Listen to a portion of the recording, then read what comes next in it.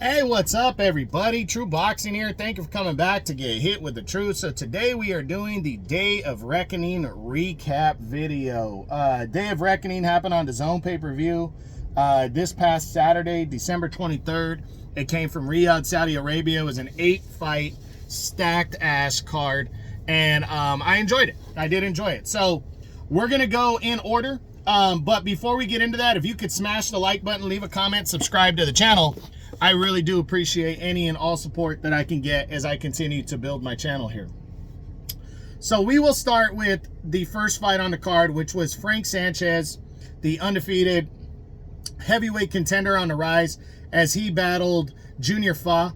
And actually, in my opinion, even though Sanchez got an impressive 7th round TKO victory, I think it was 7th or 8th, put Fa down 3 times and stopped him, he did not look great prior to that. He was just kind of looked so-so, and considering Fa just lost to a guy who doesn't have a pro win prior to that, I just feel like Sanchez, this is why he's not a desired fighter to get in the ring with. You know, his boxing style, his pure boxing style, is kind of undersold. It's not as fashionable, I get that, but he does have pop.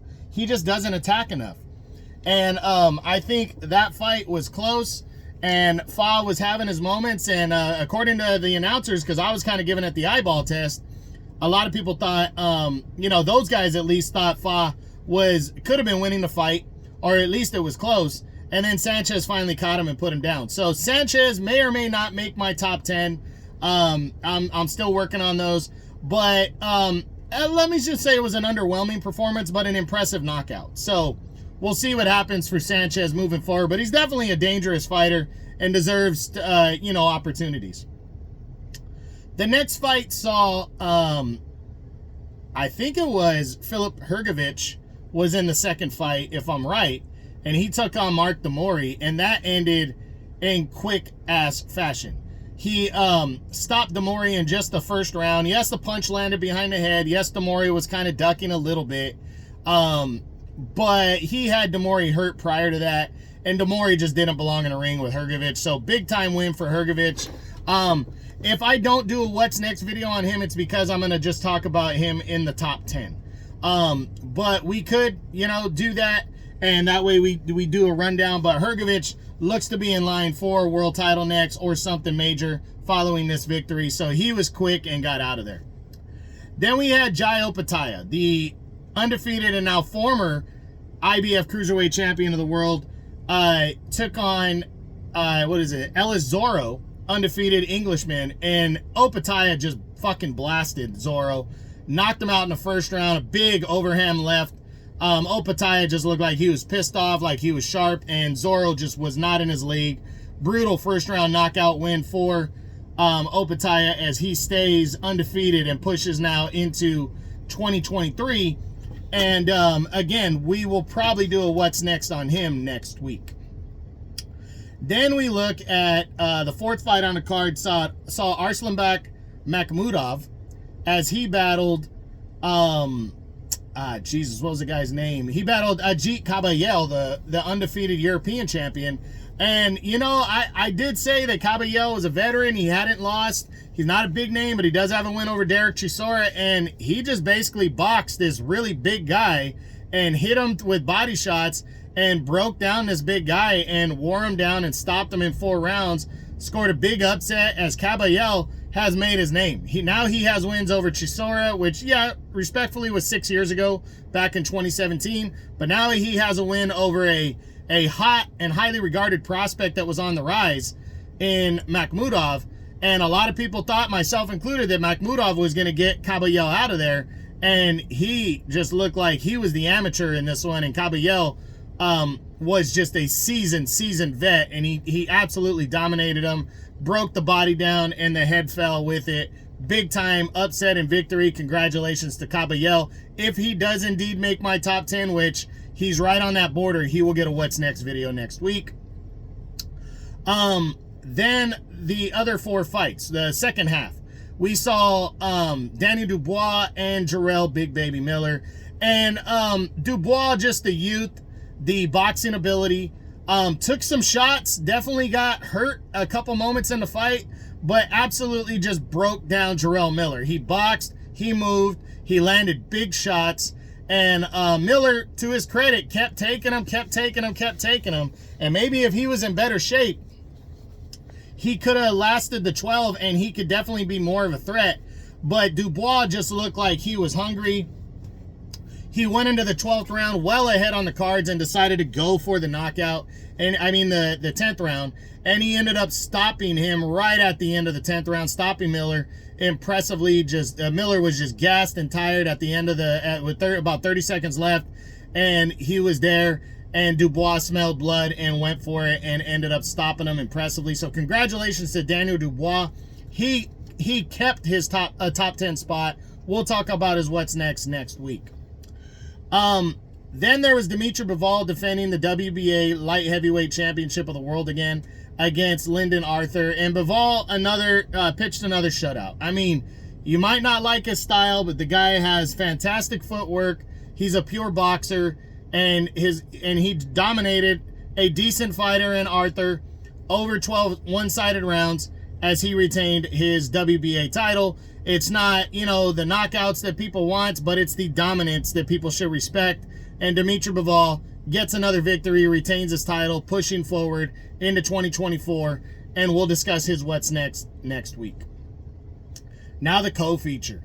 Deontay Wilder versus Joseph Parker. And wow, what an upset. Joseph Parker wins a convincing, one-sided 12-round unanimous decision as he puts himself back in the mix, the serious mix, back in the top 10 with a hard-fought victory over Deontay Wilder, the biggest of his career. Deontay Wilder came in a big favorite. A lot of people thought he was just going to land that big punch and get him out of there. His timing was definitely off. You could tell he was headhunting, looking for one big shot, but he definitely wasn't throwing enough. He definitely wasn't trying to set his punches up. He was just trying to go for that big home run hitter. And, there was times that he landed shots and he wasn't missing by much, but then there were other times where he was just missing by a mile. And Joseph Parker, to his credit, the style that he chose to fight was impressive because he would step in and kind of put his head down to throw those timed shots. He almost fought like he was a very short fighter. But when Wilder would step in to throw, that was when he needed to worry. And he would just lower his head so those punches wouldn't land clean or even at all because of his head movement on the inside. It was just impressive. And Parker fought.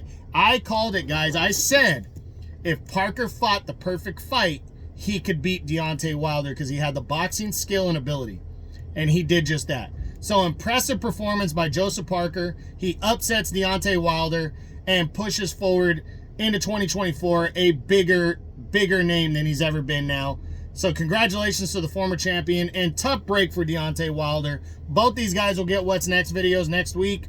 Wilder seemed like he thought he won, but he didn't really care that he lost. We're going to see what he's got moving forward and go from there. And finally, the main event, Anthony Joshua, former two-time unified champion, battled Otto Wallin in a fight that a lot of people thought Wallin was probably the most live underdog on the card, and Anthony Joshua absolutely broke Otto Wallin down, stopped him when Wallin's corner would not let him come back out for the 6th round. So Anthony Joshua, a fantastic performance. He just broke down Wallin, never really let Wallin in the fight. What was impressive to me was Wallin was trying to move to his right away from, because he's a southpaw, away from Anthony Joshua's right, and Joshua would throw the left hook that would push Wallin into the right hand.